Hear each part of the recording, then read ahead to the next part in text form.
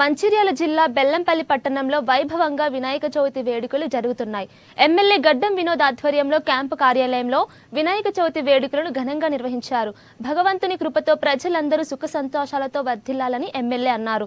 ఇక ఈ కార్యక్రమంలో నాయకులు తదితరులు పాల్గొన్నారు.